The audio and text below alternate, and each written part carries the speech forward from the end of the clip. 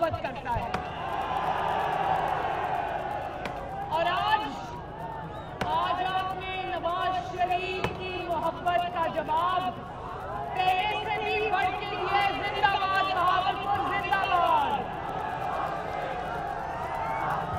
और मैं बहावलपुर वालों, मैं ये कहना चाहती हूँ कि मौलाना फजलुर रहमान साहब, अगर आप हुक्म करें तो बहावलपुर का ये ठाठे मारता हुआ समंदर, अगर मैं इसका रुख इस्लामाबाद की तरफ मोड़ दूं तो क्या होगा?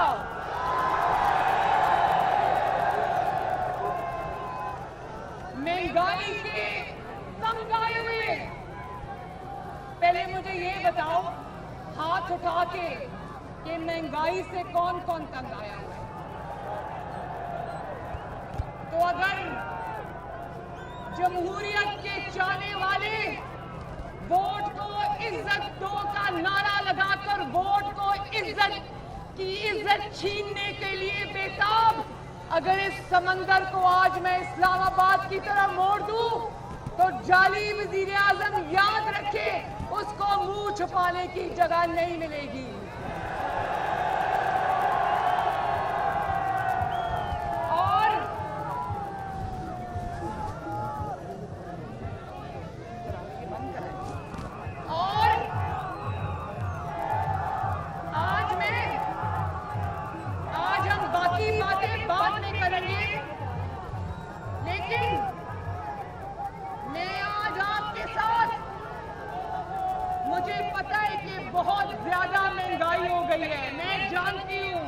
मुझे नवाज शरीफ साहब ने कहा कि बहावलपुर जाओ और लोगों की तकलीफ का एहसास करते हुए उनके साथ खड़ी हो और उनको बताओ कि मैं अपने लोगों के लिए जो महंगाई से पिस रहे हैं, जो इस जाली हुकूमत की नालायकी से पिस रहे हैं, मैं उनके लिए लड़ूंगा और इंशाअल्लाह उनका हक उनको दिलवा के रहूंगा।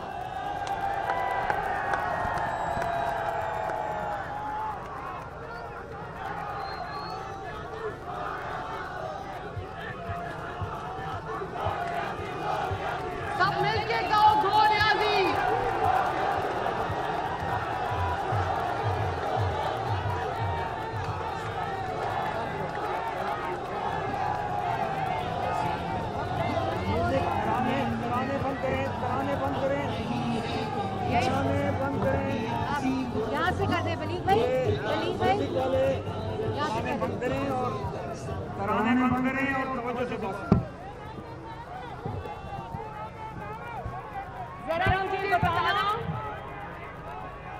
इंशाअल्लाह ताला बहावलपुर ने आज फैसला सुना दिया है, इस हुकूमत के दिन अब गिने जा चुके हैं इंशाअल्लाह। तो बहावलपुर वालों जरा ये बता दो कि इन जाली असेंबलियों में बैठे या इस्तीफा देने में जरा आवाज नहीं आई, दोबारा बताओ, जाली असेंबलियों में बैठे या इस्तीफा देने?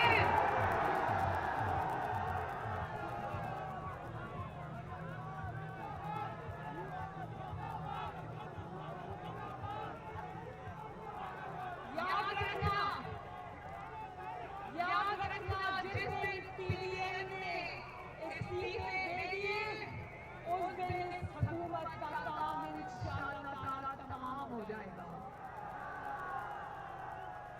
मुझे एहसास है, मैं जहां भी जाती हूँ लोग मुझे कहते हैं कि मरियम बीवी, महंगाई ने हमारा बेड़ा गर्क कर दिया है। मुझे एहसास है, मुझे हमदर्दी है आपके साथ, लेकिन मेरी बात सुनो, महंगाई इतनी बुरी तरह बढ़ गई है कि जो आटा नवाज शरीफ के दौर में 33 रुपए किलो था, आज कितने रुपए किलो आटा? 80-90 रुपए किलो है। और जो चीनी नवाज शरीफ के दौर में चीनी 52 रुपए 50 रुपए किलो थी, आज कितने रुपए किलो है?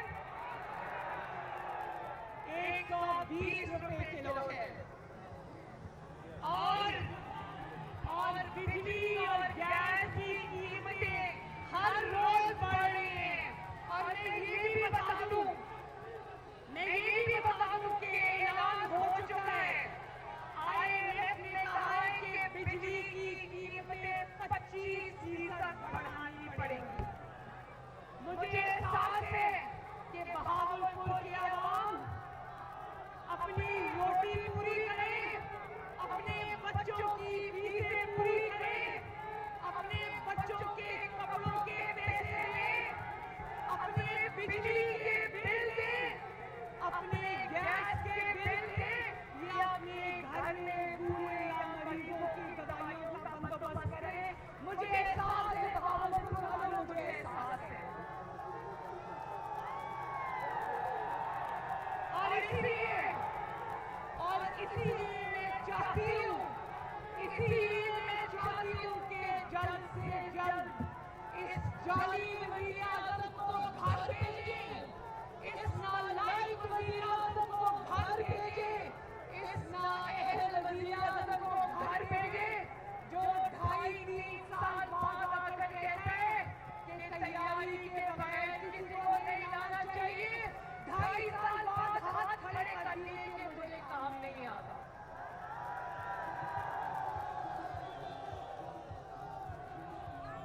और मुर्गी की कीमतें कहां से कहां पहुंच गई है, वो मुर्गी को छोड़ो, मैं इस मुल्क में अब कोई सब्जी खाने के काबिल भी नहीं है।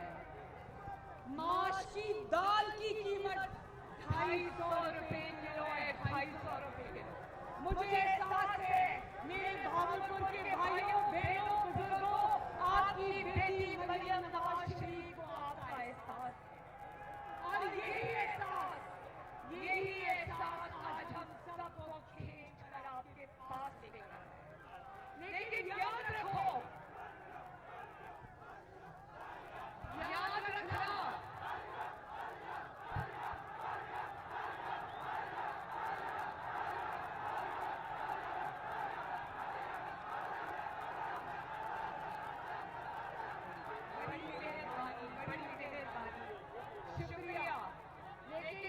रखना बहावलपुर वालों, पंजाब को ताना दिया जाता था ना कि पंजाब जुल्म के खिलाफ खड़ा नहीं होता, जब तक दूसरे भाई दूसरे सूबे ये कहा करते थे कि जब तक पंजाब खड़ा नहीं होगा इस मुल्क में तब्दीली नहीं आएगी।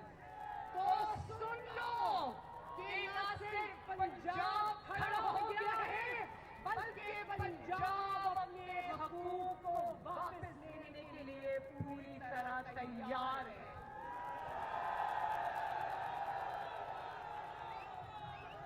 और जानते हो ना, ये बात जानते हो ना कि जब पंजाब खड़ा हो जाता है तो किसी टांगे काम किए पता है ना। तो ये जो इतना खौफ है, इतना डर है, ये बिना वजह नहीं है।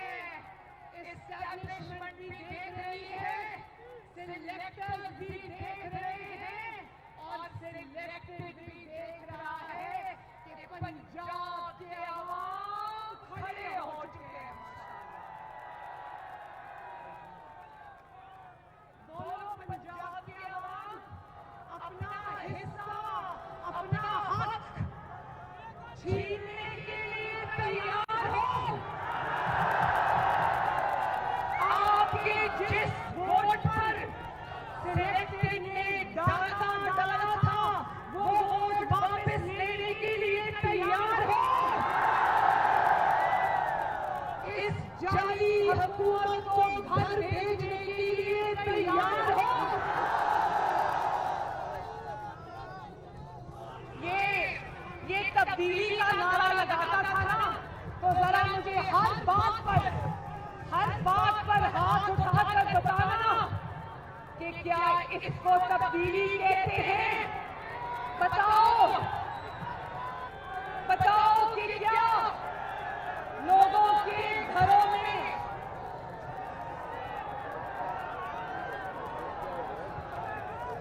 कान से चोट ना लग जाए? क्या हो गया?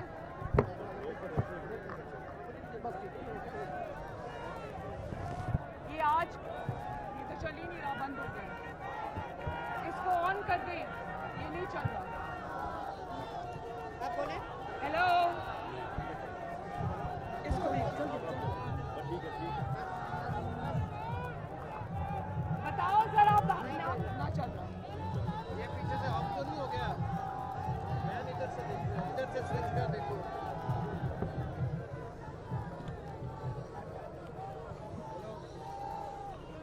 यार इसके ऊपर बटन होता है, क्या हो गया? हो गया? हो गया। ना मुझे दे दो। आवाज आ रही है?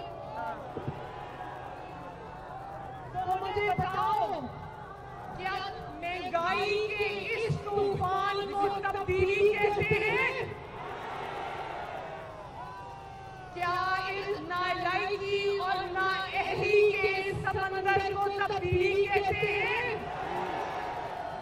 क्या बेरोजगारी के सैलाब को तब्दीली कहते हैं? क्या कश्मीर फरोशी को तब्दीली कहते हैं? क्या कौमी मफाद फरोशी को तब्दीली कहते हैं? क्या गरीब के चूल्हे की आग बुझा देने को तब्दीली कहते हैं? क्या 27 अरब की 4 मेट्रोज और 127 अरब की सिर्फ एक मेट्रो जो जल्दी कम और जल्दी ज्यादा है, उसको तब्दीली कहते हैं? क्या 120 रुपए किलो चीनी को तब्दीली कहते हैं? क्या महंगी तरीन बिजली को तब्दीली कहते हैं? क्या महंगी तरीन गैस को जो आती नहीं है उसको तब्दीली कहते हैं? क्या LNG पर 122 अरब के डाके को तब्दीली कहते हैं? क्या आटा चीनी चोरी को तब्दीली कहते हैं? क्या आटा चीनी LNG माफियाज को तब्दीली कहते हैं? क्या ताबेदारी को तब्दीली कहते हैं? क्या दवाइयों की कीमतों में होशरुबा इजाफे को तब्दीली कहते हैं? क्या दवाइयों में डकैतियां करने वालों को इनामात और वज़ारतें देने को तब्दीली कहते हैं? क्या गरीब की झोंपड़ी को गिराने और बनी दौलत के एकड़ों पर फैले महल को रेगुलराइज कराने को तब्दीली कहते हैं? क्या लाकानूनियत को तब्दीली कहते हैं? मुझे बहुत अफसोस से ये कहना पड़ा है कि आज मैंने देखा इस्लामाबाद में कल रात को 22 साल के लड़के को जो ऊबर का ड्राइवर था, मेहनत करके अपने घर वालों का पेट पालता था, उसको पुलिस ने सामने से गोलियां मारकर मार दिया। और यकीन करो वो तहरीक इंसाफ का मानने वाला था, उसके लिए किसी तहरीक इंसाफ को और जाली वज़ीर आज़म को आवाज उठाने की जरूरत नहीं हुई। हम आवाज उठा रहे उस 22 साल बच्चे को जिसको इस्लामाबाद की सड़कों पर शहीद कर दिया। इसी तरह बलूचिस्तान में आज कई कान में कोयले की कान में काम करने वाले कारकुन आज शहीद हो गए। किसी की कान पर झूठ नहीं दी। मैं ये जानती हूँ, बताओ मुझे, क्या इस बेहिस हुकूमत को तब्दीली कहते हैं?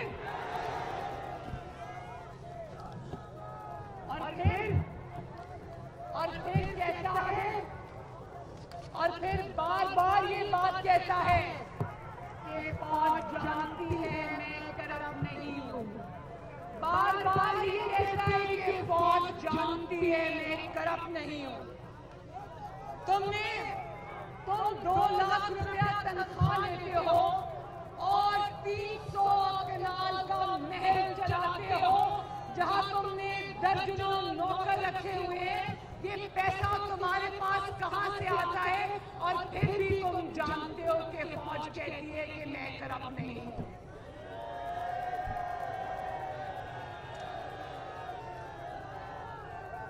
मेरी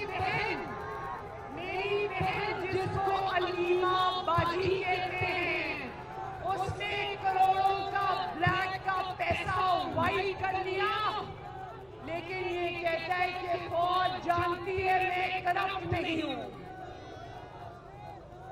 गंदम, चीनी और LNG पर डाका डाला, जेबें भरी, लेकिन फौज जानती है कि मैं करप्ट नहीं हूं। बिलियन की सुनामी में वो दरख्त पता नहीं कहां लगे जो किसी को नजर नहीं आ रहे, लेकिन फौज जानती है कि मैं करप्ट नहीं हूं। 27 अरब की मेट्रो को ये 127 अरब का बनाता है और फौज जानती है कि मैं करप्ट नहीं हूं। मुझे अरबों रुपए की बैरूनी फंडिंग हुई, इस्राइल से, इंडिया से फंडिंग हुई, जिसके ऊपर आज इलेक्शन कमीशन ऑफ पाकिस्तान में मैं सांप बनकर बैठा हूं और उस इंक्वायरी को आगे बढ़ने नहीं देता। भावलपुर वालों जरा बताना कि ये जो ECB के अंदर फॉरेन फंडिंग का केस है, ये इसको आगे क्यों नहीं बढ़ने देता? क्यों नहीं बढ़ने देता?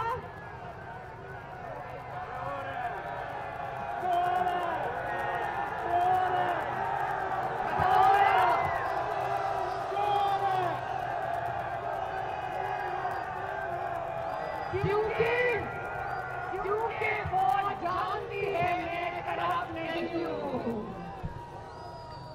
गरीब मरीजों का खून निचोड़ लिया, दवाई 500% महंगी हो गई और सारा पैसा इसी जेब में गया, इसी दोस्तों की जेब में गया, लेकिन फौज जानती है मैं करप्ट नहीं हूँ।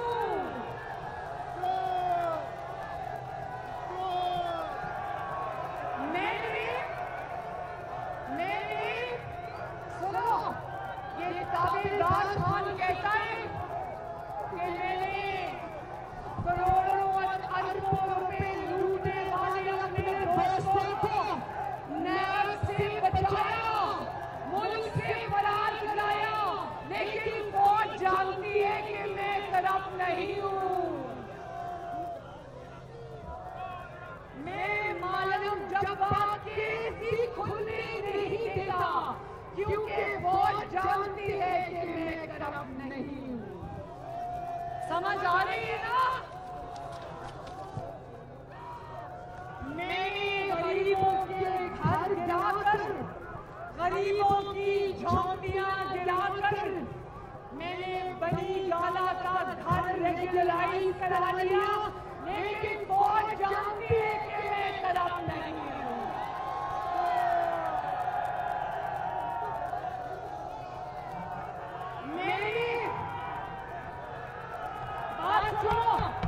बात सुनो, मैंने एक ईंट लगाए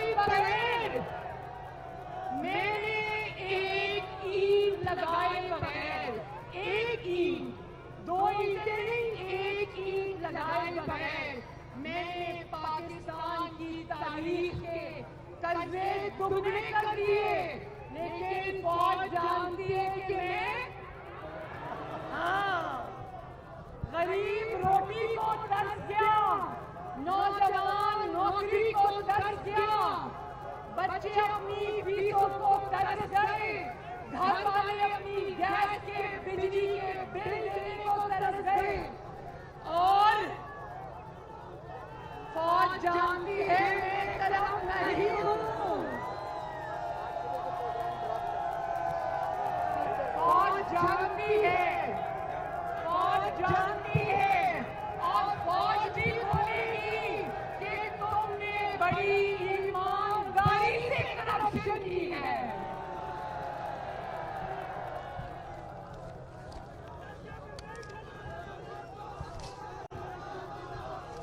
और ये देखो, एक मिनट, और ये देखो, ये कौन खड़ा है? नहीं, ये कौन खड़ा है?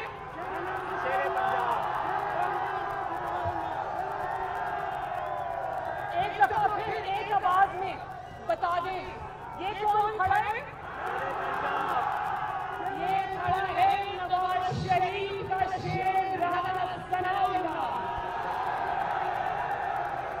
ये भी जानते हो, ये भी जानते हो कि राना सनाउल्लाह के ऊपर क्या केस डाला था? और कल इंटरव्यू में, वैसे मैं सुनती नहीं पढ़ती हूँ क्योंकि इसकी बातें मेरे से सुनी जाती, मैंने सुना कहता है कि राना सनाउल्लाह पर मान गया कि मैंने झूठा केस बनाया था। कहता है कि मेरे कैबिनेट ने बना दिया था, मुझे थोड़ी पता था सच्चा और झूठा है। तो बहावलपुर वालों, राना सनाउल्लाह के सच्चे और झूठे होने का नहीं पता था, लेकिन जनरल आसिम सलीम बाजवा के इतने बड़े बड़े सबूत नजर नहीं आते। पिज़्ज़ा, पिज़्ज़ा,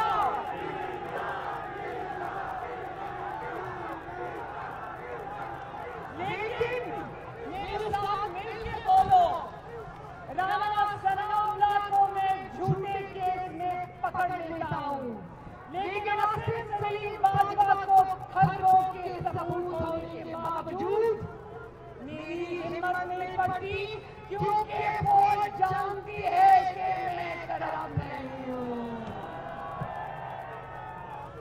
तो चलो, मैंने बहुत वक्त ले लिया, अब मेरे बुजुर्ग मौलाना फजलुर रहमान साहब ने आपसे बात करनी है, तो एक दफा फिर बता दो। वैसे एक बात बताऊं, इस हुकूमत से निजात क्यों जरूरी है, मैं कसम खाकर कहती हूँ, और आप लोग मेरे से ज्यादा बड़ी कसम खाकर कहोगे कि पाकिस्तान की 73 साल तारीख में इतनी नालायक, इतनी करप्ट और इतनी नाअहल हुकूमत पाकिस्तान में नहीं है। तो बता दो बहावलपुर, एक दफा फिर बता दो, पंजाब अपनी जंग लड़ने के लिए तैयार है? पंजाब अपना छीना हुआ वोट वापस लेने को तैयार है? पंजाब दूसरे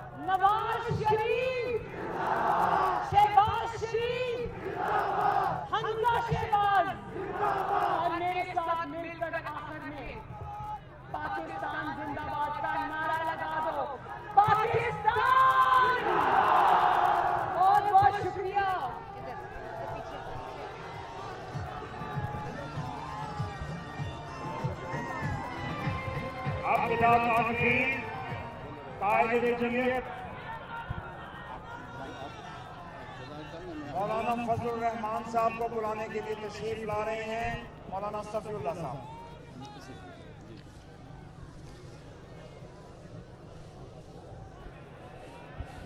तैयार हैं? कायद का खिताब सुनने के लिए तैयार हो? कायद के इस्तेकबाल के लिए तैयार हो? तो फिर लाइटें जलाइए। सेलेक्टिव कह रहा है, आज बहावलपुर की सरजमीन पर ये जलसी हो रही है। लाइटें जलाइए, मोबाइल फोन की लाइटें जलाइए, अपने जेब से मोबाइल फोन निकालिए और मोबाइल फोन की लाइटें जलाइए। आखिर तक तमाम लोग लाइटें जलाएं, मोबाइल ऑन करें।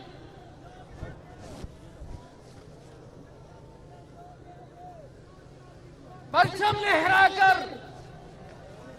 लहराकर कायद का इस्तेकबाल कीजिए।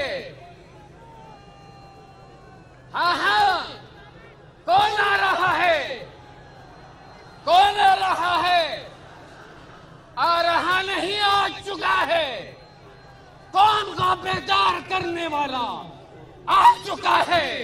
गरीब की आवाज बनने वाला आ चुका है। मजदूर की आवाज बनने वाला आ चुका है।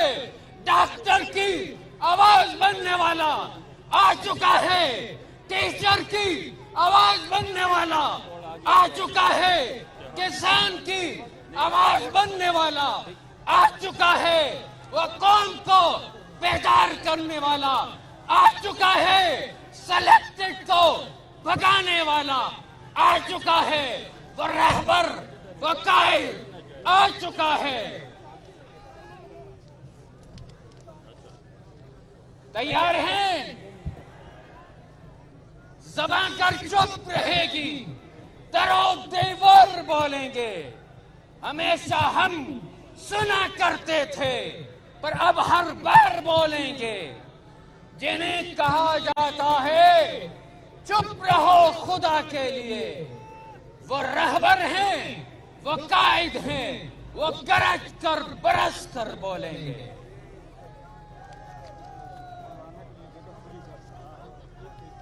मोबाइल फोन की लाइटें ऑन नहीं की।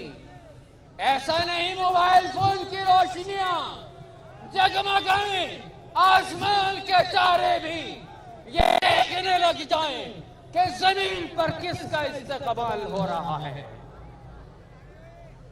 वो कहें कि आसमान के तारे टूट पर जमीन पर आ गिरे हैं। मोबाइल की रोशनियां कीजिए, परचम लहराइए, परचम लहराइए, कायद का इस्तेकबाल कीजिए। तशरीफ लाते हैं रहबरे जमहूरियत, बतले हुर्रियत, इमाम इनकलाब इस्लामी, हकीकी आजादी के अलंबरदार, बातिल से बरसरे पैकार, वो कायदे अवाम, फख्र पाकिस्तान, हजरत मौलाना फजलुर रहमान।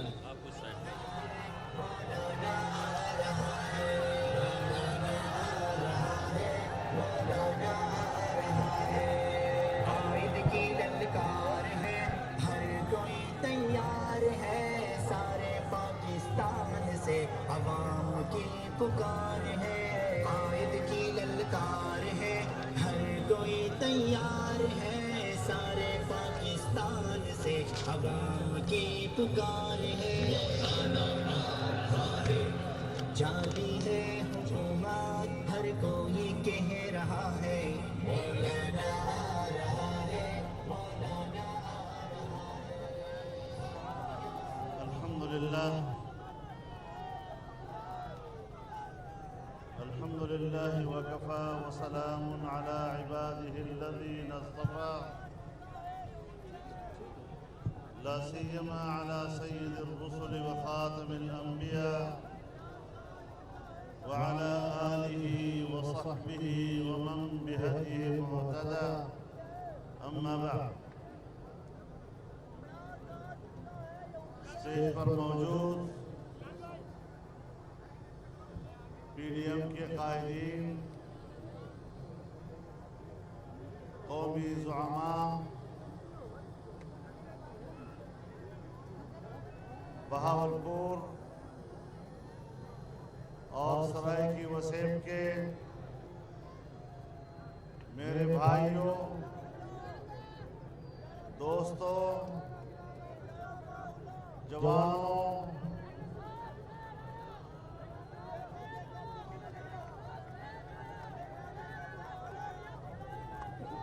सरायकी वसेम दे गिरावा को मेरी तरफ तो सत बिस्मिल्लाह।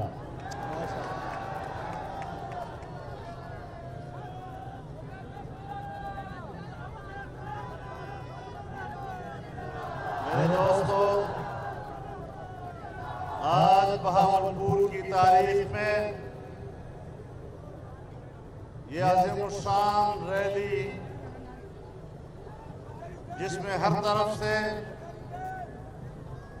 अवाम ने शिरकत की, मौजूदा जाली हुकूमत पर अदम एतमाद का इजहार किया। और ये सिर्फ आपके इज्तिमा से ही नहीं, आपने बार बार जाली वजीर आजम को ये कहते हुए सुना कि फौज मेरी पुष्ट पर है। इस बात का एतराफ है कि अवाम उसके पुष्ट पर नहीं है। और परसों आपने एक तस्वीर देखी होगी जहां उनके दोनों तरफ जो दो बड़े बैठे हुए थे, उनको वो एक शायर की जुबान में कह रहा था, तुम्हें ना बूथा देख हालात न पूछ। वाह वाह वाह। बूथा देख हालात ना देख, हालात न पूछ। बूथा देख हालात ना देख।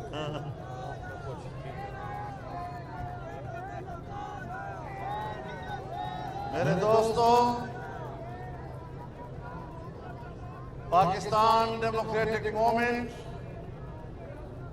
पाकिस्तान में आजाद जमहूरी फजाओं को बहाल करने की जद्दोजहद कर रही है।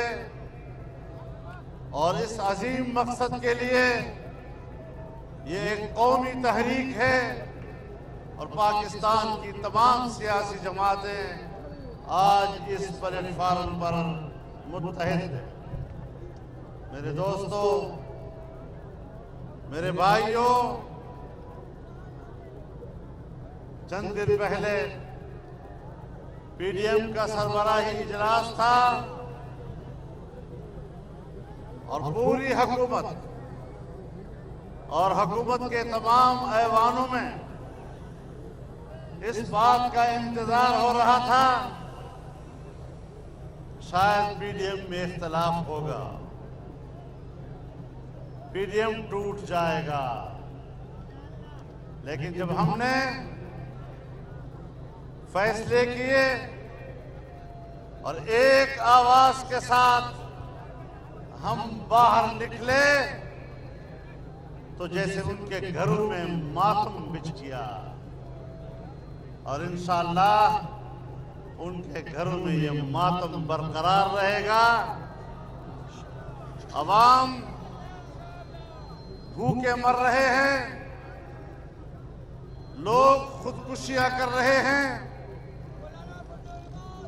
बच्चों को ज़बह कर रहे हैं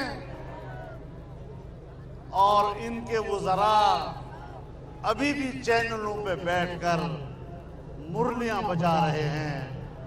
शर्म आनी चाहिए इन लोगों को। और आपके सराय की ज़बान में थुक्की ओके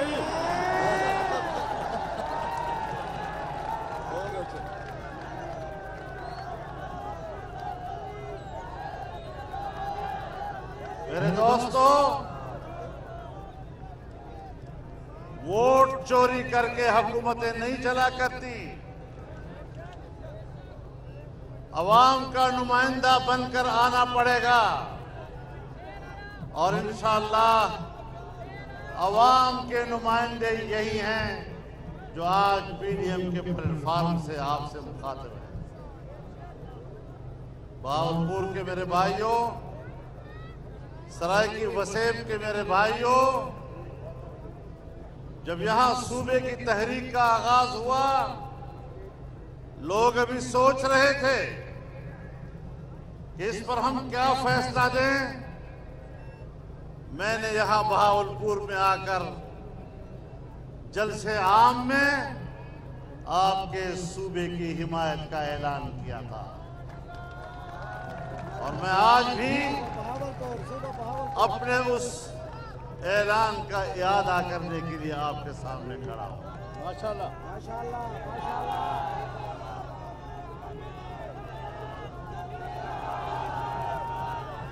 मेरे दोस्तों,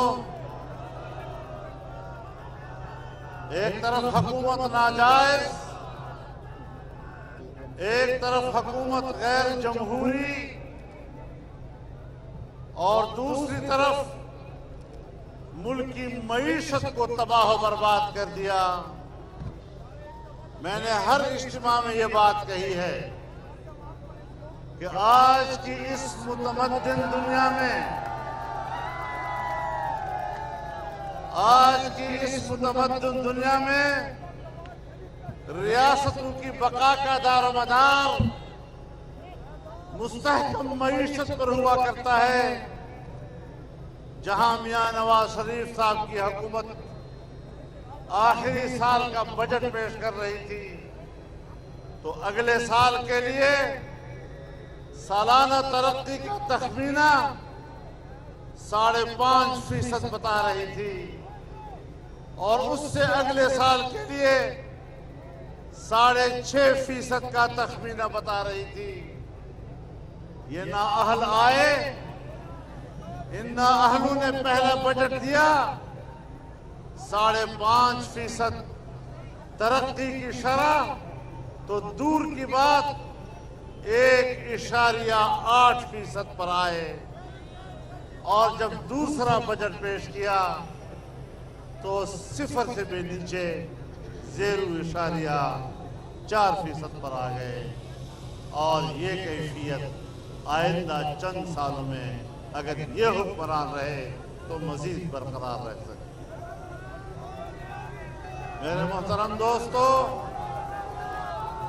मेरे मोहतरम दोस्तों,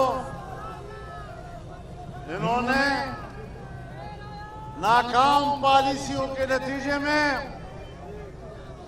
कश्मीरियों को मोदी के जबर सितम पर छोड़ दिया है।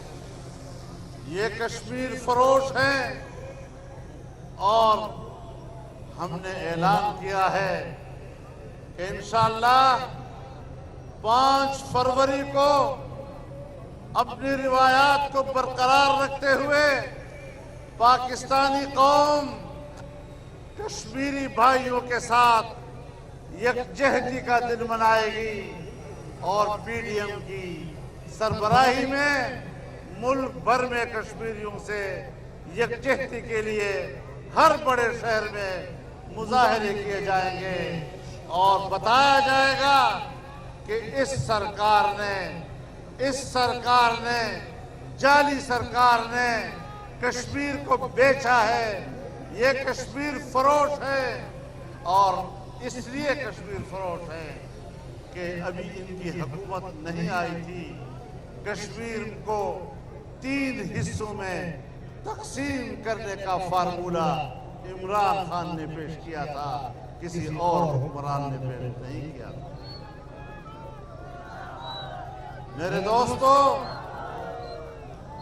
दोस्तों, कश्मीर को हड़प करना और इंडिया के नाजायज कब्जे को कानूनी हैसियत में तब्दील करना, इसी के लिए इमरान खान ने कहा कि खुदा करे मोदी कामयाब हो।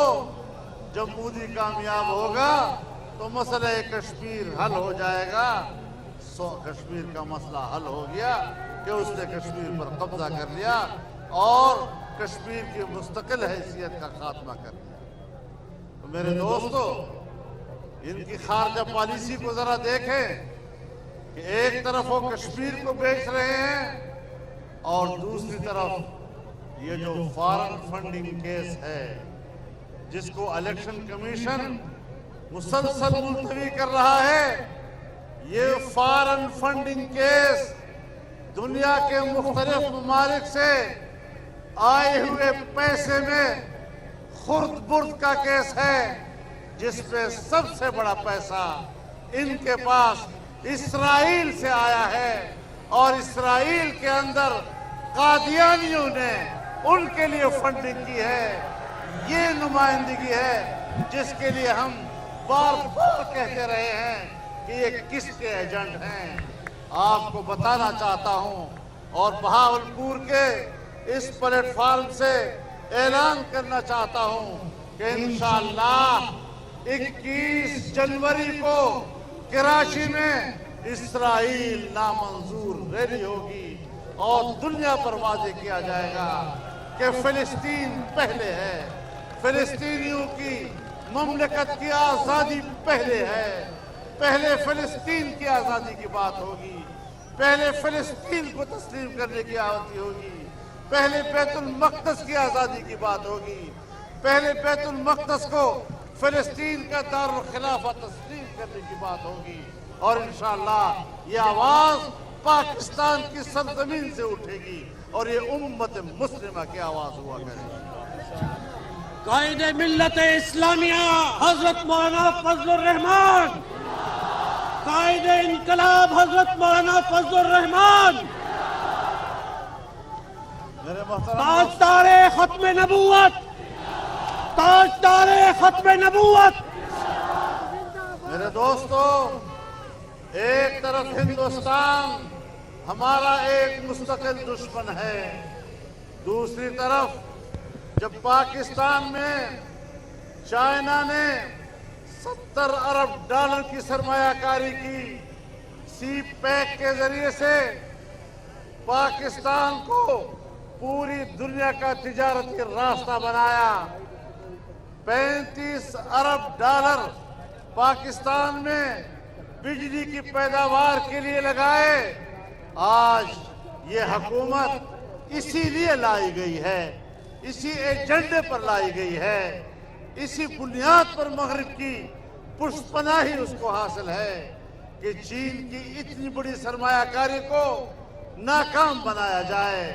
सो उसने सी पैक के सारे मंसूबे का बेड़ा गर्क करके रख दिया है और आज पूरे मुल्क में सी पैक का वही हाल है जो पेशावर में BRT का हुआ है। मेरे मोहतरम दोस्तों, मुल्क की मईशत को उन्होंने समंदर में गर्क किया है। जब आपकी मईशत कमजोर होगी, आज आप खुद बताएं कि अफगानिस्तान आपसे मुंह फेर चुका है और पाकिस्तान की तरफ देखने के लिए तैयार नहीं है। आज ईरान पाकिस्तान का पड़ोसी होने के बावजूद इंडिया के कैंप में चला गया है और आप खित्ते में तन्हा हैं। पाकिस्तान को कहां ले जाया जा रहा है?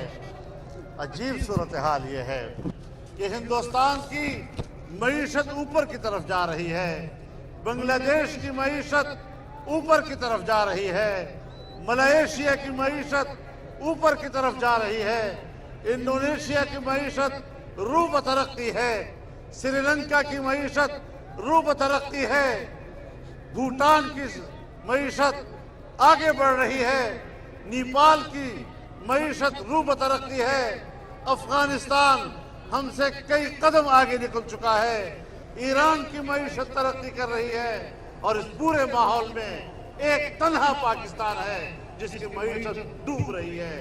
फिर ऐसे हालात में आप बताएं कि ये पाकिस्तान की बका के लिए रिस्क है या नहीं।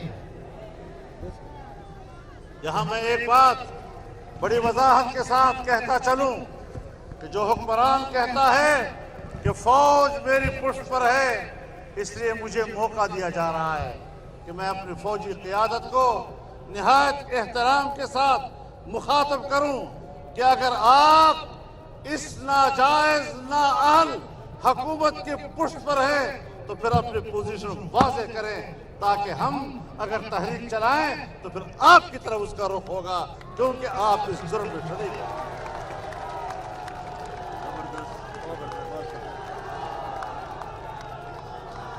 मुल्क किसी डिक्टेटर का जागीर नहीं, मुल्क किसी इदारे का जागीर नहीं, ये मुल्क किसी के कब्जे में नहीं, ये मुल्क अवाम का है और यहाँ पर अवाम का राज होगा। अवाम के बगैर हम इस मुल्क पर किसी की हाकिमियत को तस्लीम नहीं करते। अल्लाह की हाकिमियत और उसके नीचे अल्लाह का खलीफा बनकर पाकिस्तान के अवाम अपने नुमाइंदों के वसात से हुकूमत करेंगे। मेरे मोहतरम दोस्तों, हमारी मौक़िफ़ उसूल पर मबनी है। हमने उसूल की बातें की हैं। छोटी छोटी बातें जब 10 पार्टियां बैठती हैं, बहस करती हैं, कोई किसी ज़ाविये से गुफ्तगू कर रहा है, कोई किसी ज़ाविये से गुफ्तगू कर रहा है, ये कहानियां बना लेते हैं। इख्तलाफ हो गया, फैसला तब्दील हो गया। याद रखो, हमारा मौक़िफ़ एक ही है और वो ये कि ये हुकूमत धांधली की हुकूमत है, इसको जाना होगा। आईन के मुताबिक दोबारा इलेक्शन होंगे, वोट की अमानत वापस अवाम को मिलेगी।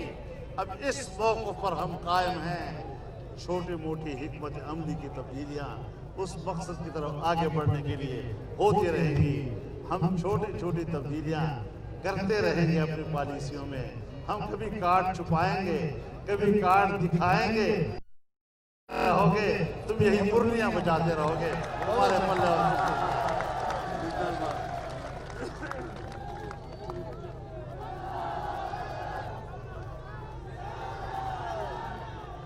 मैं हुक्मरानों को बताना चाहता हूं, मैं हुक्मरानों को बताना चाहता हूं कि जो लोग आज पीडीएम के प्लेटफार्म पर खड़े हैं, ये बड़े बालिग़ुन नज़र सियासी लोग हैं, ये अपने कदमों पर खड़े सियासी लोग हैं।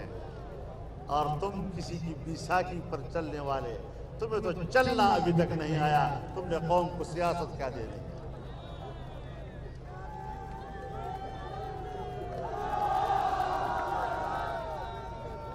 चंद दिन पहले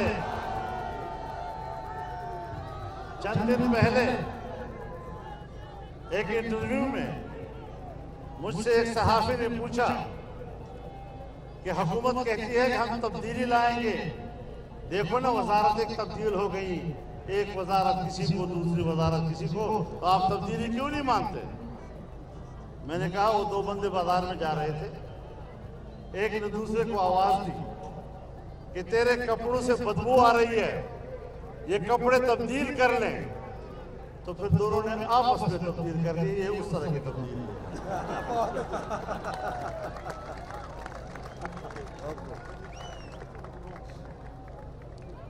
तब्दीली को मजाक बना दिया है इन लोगों ने, जिसको हुकूमत करनी नहीं आती, जो सुबह शाम पूछता है मैंने बयान कैसे देना है। उस दिन आज एक इंटरव्यू दिया, एक बयान दिया उसने कि मुझे तो हुकूमत चलानी नहीं आती, मेरे पास तो टीम ही नहीं है जिसको हुकूमत चलानी आए, मुझे तो तजर्बा ही नहीं था, मुझे तो कुछ वक्त चाहिए, मुझे तो आदाद शुमार का भी पता नहीं चलता था। तो जब मुझे कुछ पता नहीं तो किस बला ने कहा था कि हुकूमत में आओ। अभी परसों पूछा गया कि आपने ये बात कही, आपने ये बात कही, आपने ये बात कही, तो उसने कहा मैंने इस तरह नहीं कहा, मेरा मतलब ये था, मेरे मतलब को गलत बयान किया गया, मेरे सियाक़ व सबाक़ को इस तरह बयान किया गया, ये किया गया, वो किया। अब बताओ, उसको न बयान देना आता है न सफाई देनी आती है। जिसको न बयान देना आता हो, न बयान की वजाहत आती हो, न बयान की सफाई आती हो, वो पाकिस्तान का वजीर आजम बना हुआ है। बीबी मरियम ने तो कह दिया कि बनी गाला के महल को उन्होंने रेगुलराइज कर दिया है। उसके घर में कुछ और भी है जिसको वो रेगुलराइज कराने की कोशिश कर ले तो बेहतर हो।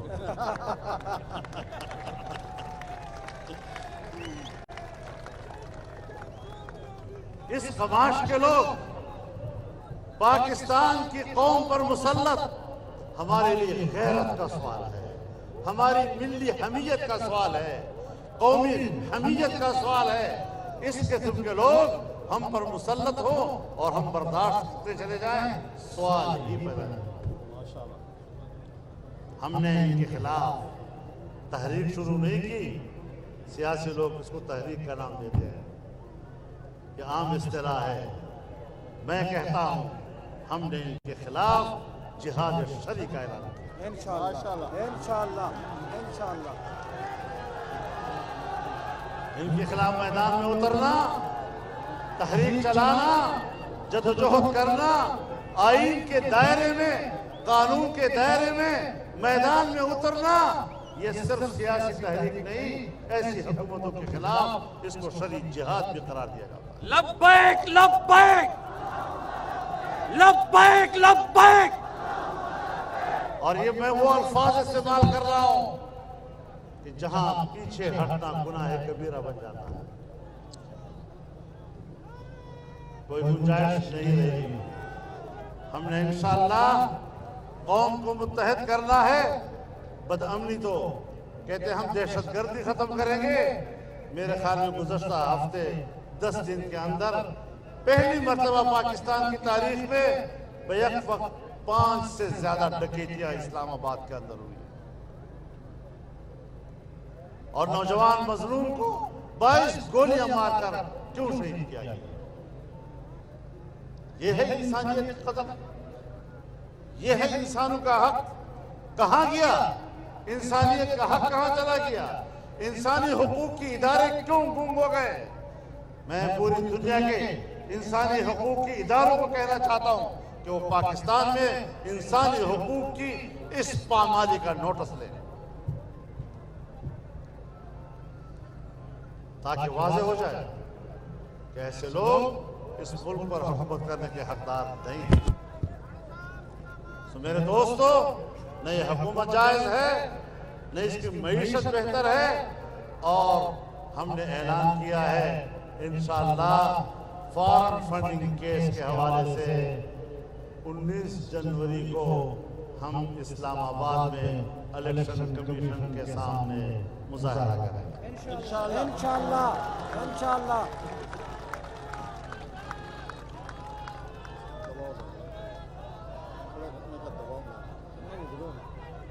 इस 2 सालों में इस हुकूमत में जो करप्शन हुई है, मेगा करप्शन इसके लिए बहुत छोटा रह गया है। नवाज शरीफ करप्ट है, जरदारी करप्ट है, और बाबा तो सारा टब्बर करप्ट है।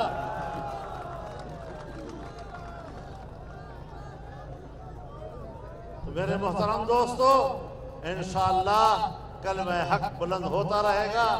एलाए कलमतुल हक के लिए हम इस मैदान अमल में रहेंगे।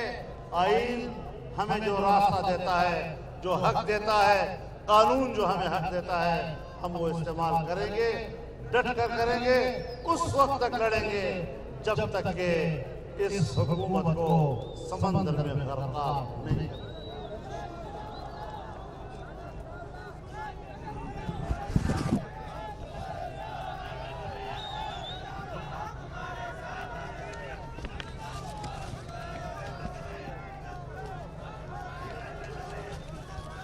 इंशाअल्लाह अवाम की जंग लड़ रहे हैं, अवाम हमारे साथ।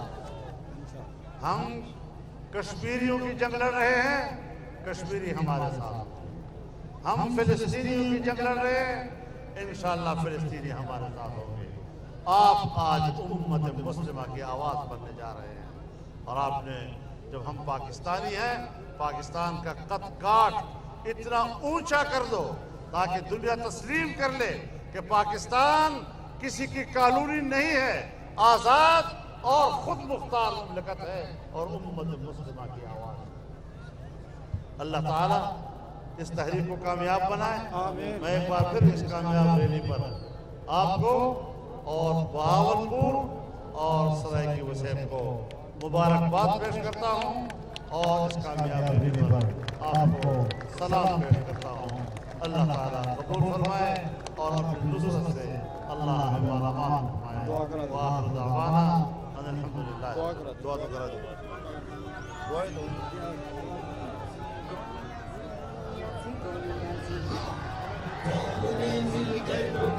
दुख की लंबी काली रातें